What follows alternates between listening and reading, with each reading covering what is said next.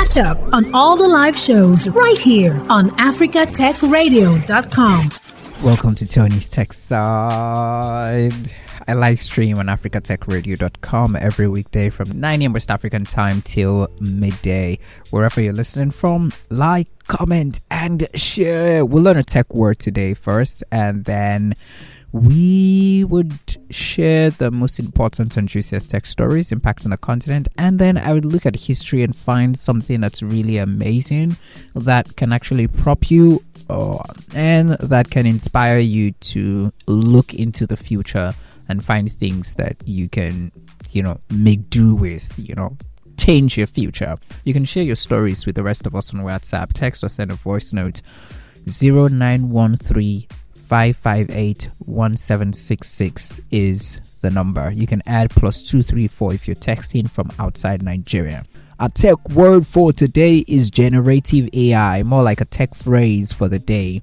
Yep, generative AI. A lot of people do not know that the ChatGPT they've been using, or the Bard is Google's BARD, Bard, or any other tool they've been using to generate crazy AI pictures and images, which they've used on as their profile picture across their social media platforms, their DP display pictures. And I even heard yesterday someone saying that he got scammed when someone from Nigeria, he's like in Canada, someone from Nigeria texted him, and then sent him pictures of his mother, his father, his brother, his sister. And when I looked at them, they were all generated. They were all AI based pictures. Like, I could tell from like 500 yards away that this is AI, but he couldn't tell. I don't know, like, you've never seen an African before, because come on, those ones are too smooth. Come on. But then he thought that I saw the picture, and it was a trending picture of someone, like a father or a mother or an old man or an old woman, those kings and princes of Africa. You tell it to generate a picture of a king, a 19th century king or an 80-year-old African. That's what it's going to do to you.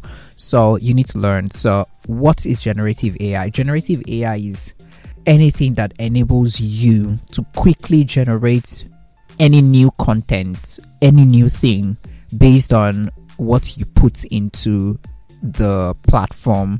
And this can be text. So your ChatGPT, when you put in text, it will generate new as you want, right? Based on your wants and your needs. So if you want to, give me, write my intro for me, like I've done here on the show, do my intro, to a tech show. It does an intro, and you can say, I don't like this intro, give me another option. And it keeps redoing it until it gets tired. So, and it can be images, just like the guy who got deceived or got scammed of, I think, $75 or £75, can't remember. That's about 70,000 Nigerian naira, or 750, I think.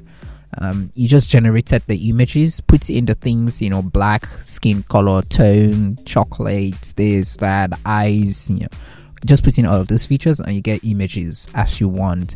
And sounds, you can generate new sounds for you. There are people who have done AI music, right? This one that's like Drake, sounds like a Drake album that has no input of Drake himself. Yes, you can do that. And animation, 3D models, any other type of data, all you need to do is input and decide what the output would look like. And these models would help recreate or generate this new content. That's what they call it, generative AI. Most of the AI you see that gives you something, an image, a text, a sound, a video, it's usually generative AI.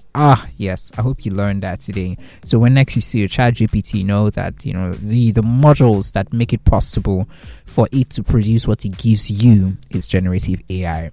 Now let's look at the 1st of November in 1954.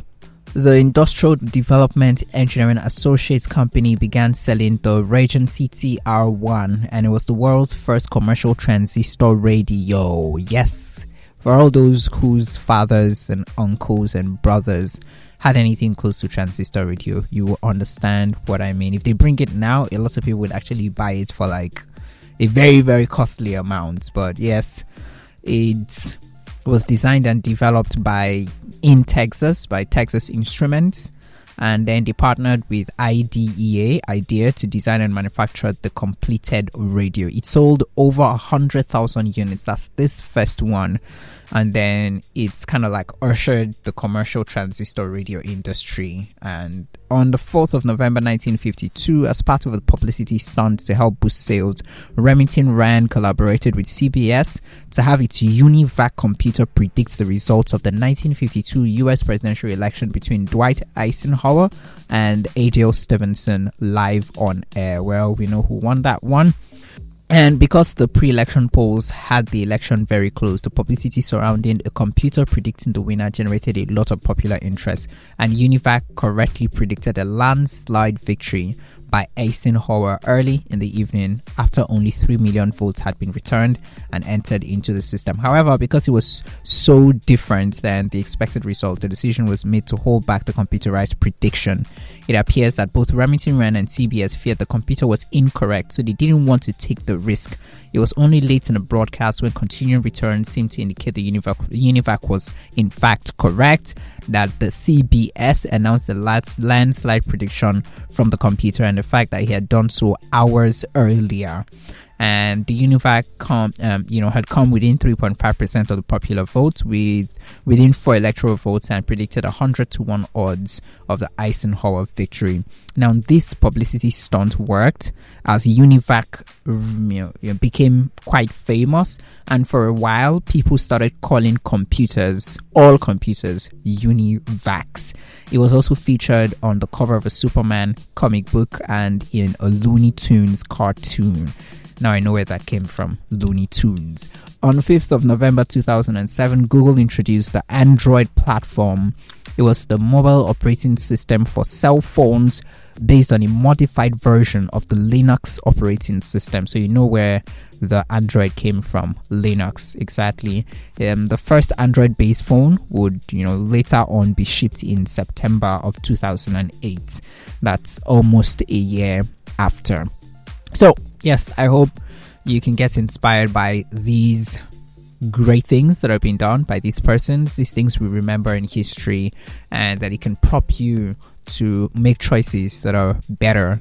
And then when you listen to what happened in the past and you see what's happened presently, you can somewhat, like the UNIVAC, predict what the future or what the things in the future could look like, should look like. And sometimes some people would say that there's really no prediction, we invent the future. Don't say I didn't tell you.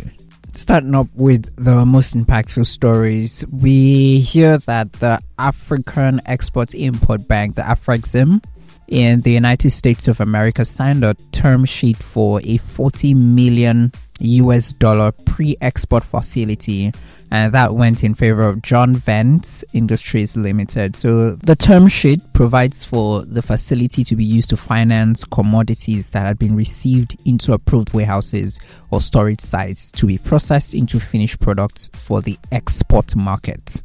And it also provides that the facility, which is an uncommitted revolving pre-export facility, could be availed to finance commodities in transit to the warehouse, with such financing supported by a standby letter of credit or guarantee posted by Fidelity Bank of Nigeria.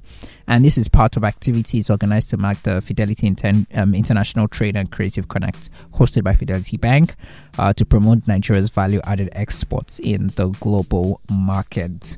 If you don't know what the AFEX is, it's a Pan-African multilateral financial institution that is supposed to finance and promote intra and extra African trade, and they've been deploying a lot of innovative structures over the years. They're a big supporter of the African Continental Free Trade Area Agreement, the AFCFTA, and they also launched the Pan-African Payments and Settlement System, the PAPS, that was adopted by the AU, the Africa Union, as the payment and settlement platform that would be the foundation underpinning the implementation of the AFCFTA.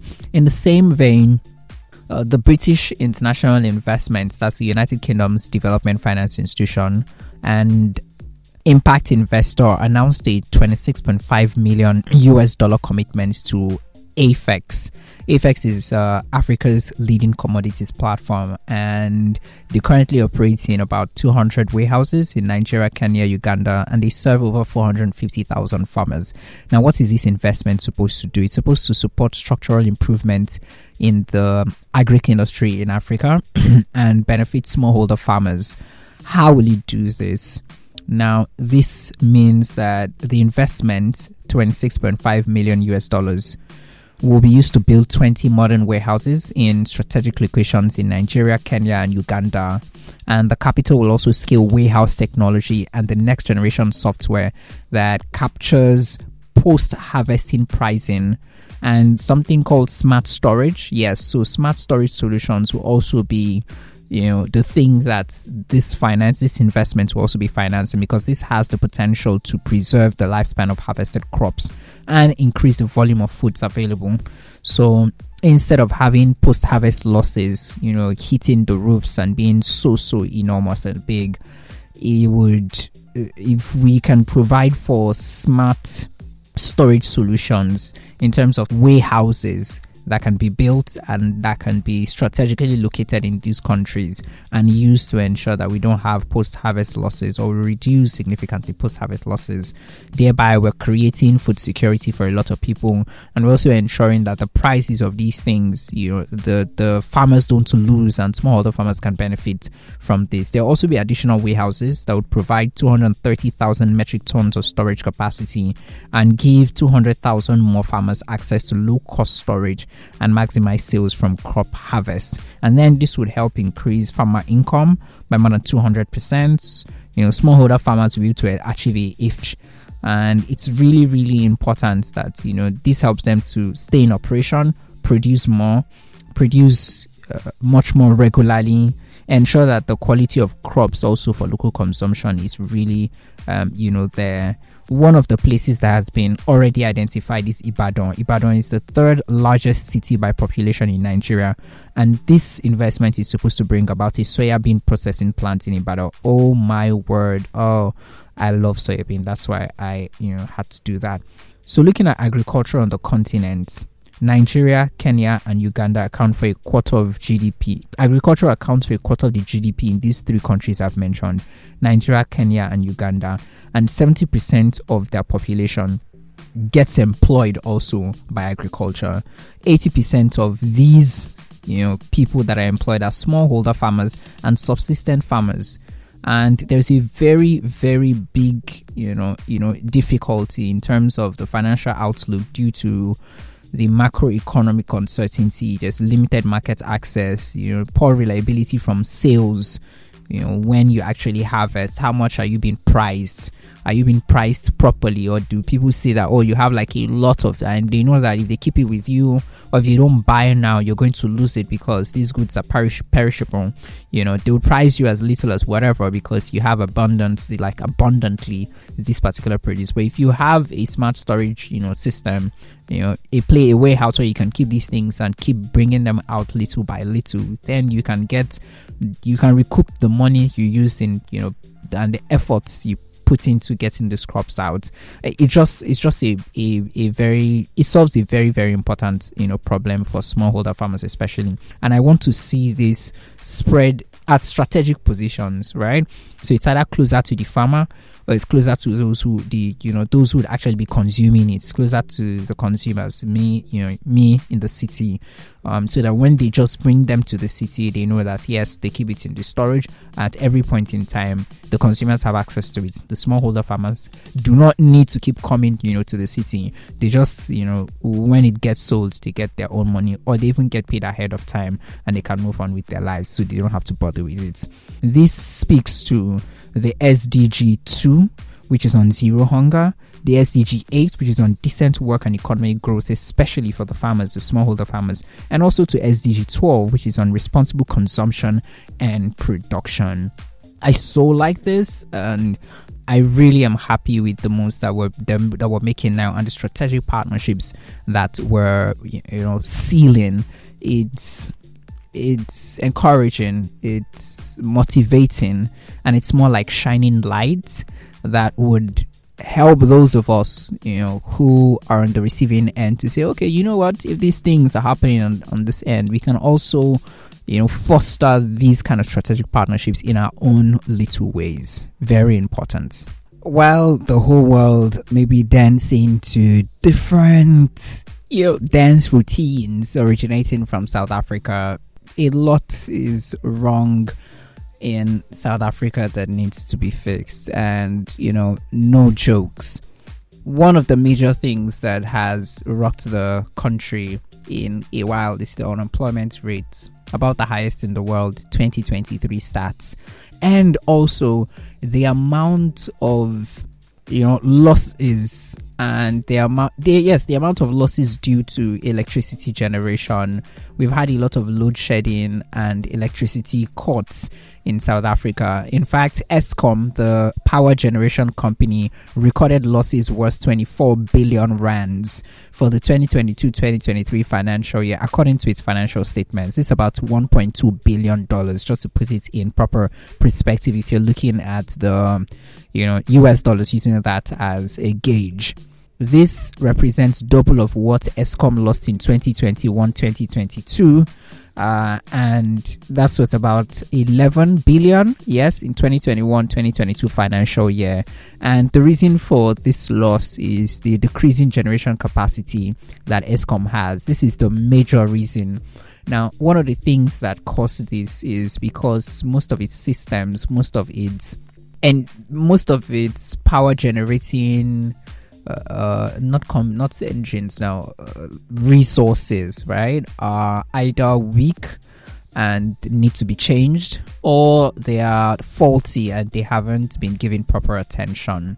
And South Africans have experienced some of the worst load shedding on record. Power outages can last up to 12 hours per day at some stages. And aside the low electricity capacity, the acting CEO of ESKOM, Khalib Kasim, says that the financial loss could also be blamed on increased debt, municipal debt people are owing ESKOM, and also criminal activity. People are stealing things that help ESKOM to produce, the electricity needed by South Africa. Despite these losses, Kasim kind of has this positive outlook on things. He feels that this is the last time it's gonna happen, the last time we're going to record such losses, for the ESKOM group. And he has rolled up his sleeves and he says the time for excuses are over. He's banking on the government's proposed 66 billion rands, that's the 1.6 billion US dollar bailout fund, to stabilize the group in the 2025 financial year. And though a lot of people are not sure how the kind of miracle he wants to perform, because there are widespread news of corruption internally, the fact that corruption, because most of the systems that were supposed to have been taken care of, either repaired because they're faulty or totally changed, get new ones, most of those things haven't been done for years. And it's going to take a whole lot. And there's still corruption internally. Who says that if we put out this bailout fund, the system won't still gulp it, the same way it did the last time, and we're still going to have those kind of issues? Well, this December, and this might just be one of the ways I think that they want to go about it, ESKOM. If you're in the city of Joburg and you owe ESKOM, you'll be celebrating your Christmas in darkness. Yes, because, ESKOM needs its money back. Municipals, communities, people, if you owe ESKOM, pay them.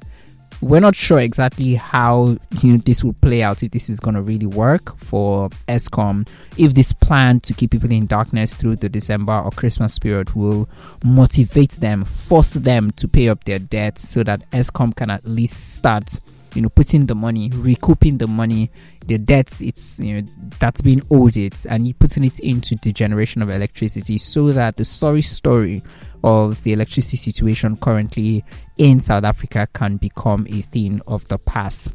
Now, we'll move swiftly to Kenya, where Safaricom has increased the 5G coverage to about 35 counties in some select towns in Kenya. Safaricom will continue to increase its 5G coverage of the country, and the new counties where 5G is now present in some select towns include Bomet, Busia, Isiolo, Kitui, Mandera, Migori, Tarakan Itui, Trans Nsola, Homa Bay, West Pokot, Embu, Kirinyaga, Muranga, and Turkana. At the same time, in order to make it a little bit juicy, to get people to jump on it, Safaricom has also slashed the price of the 5G Wi-Fi routers, with cash customers set to enjoy 60% price reduction if you're getting the router.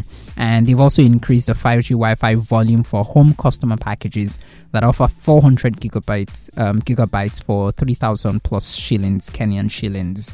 This would help people, motivate people to jump on the 5G bandwagon and give motivation to Safaricom to actually expand that coverage to much more counties and much more cities. There's also something they've done in partnership with Huawei, and it's the 3 5G experience centers in Nairobi. These centers are located in Safaricom's village markets, the hub and the Buruburu shops. What they're doing is they have virtual reality gaming zones where you can see the smart capabilities for homes and for enterprises, and speed testing booths. So just go in and see, what 5G can do. Limitless possibilities, I must say. That's the world we live in now. Yeah, we're shifting base to Nigeria now, where there has been a rumor that has been spreading for a while that the Central Bank of Nigeria would be redenominating the naira.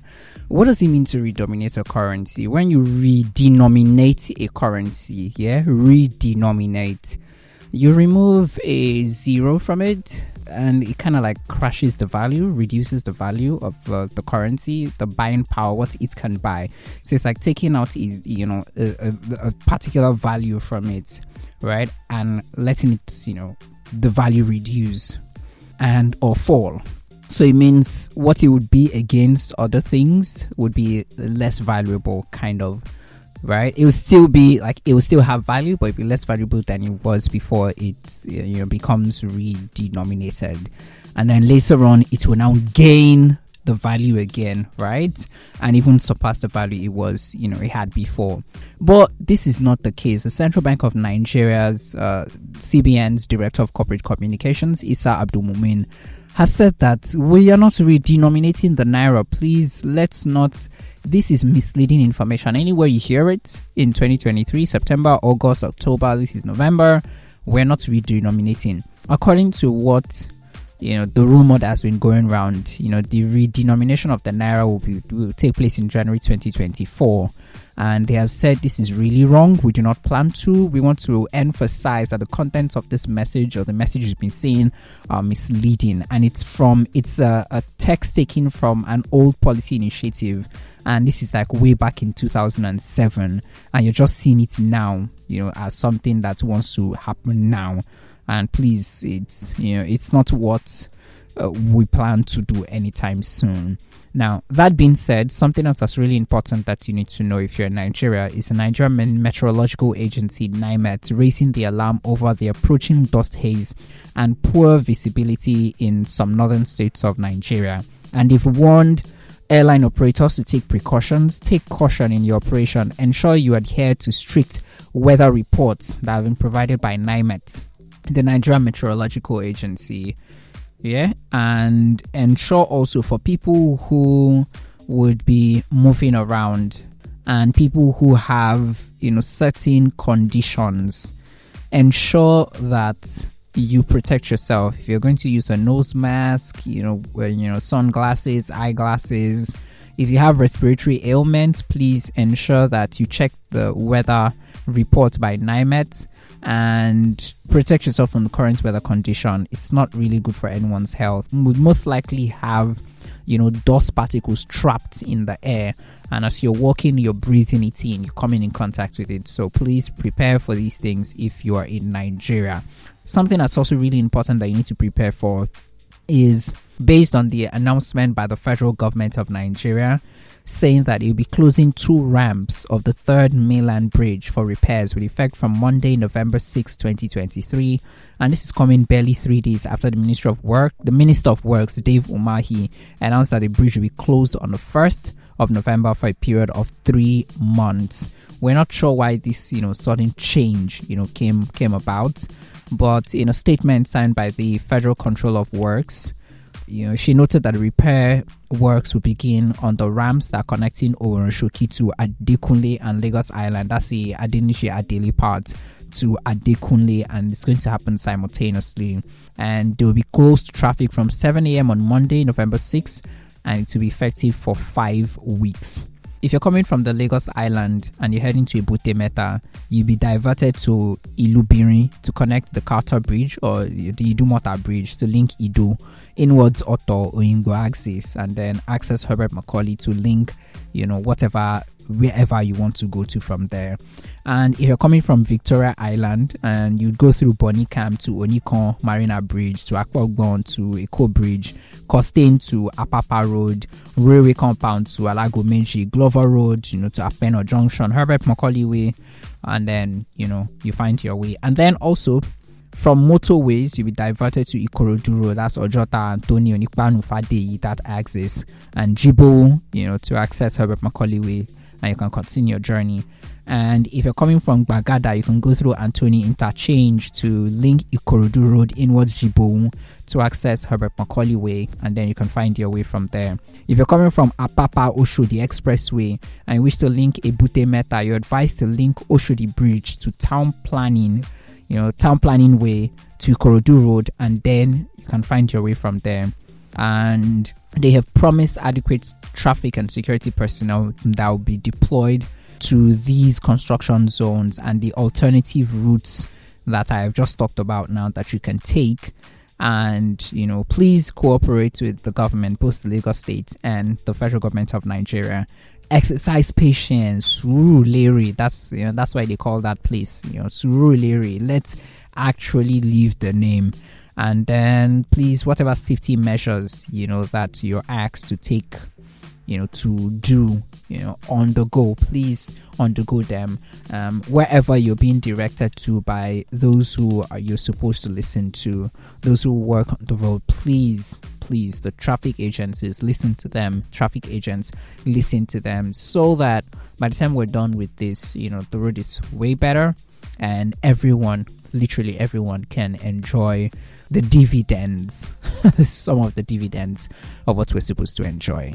Thanks for listening, and don't forget to catch up on all the live shows right here on africatechradio.com.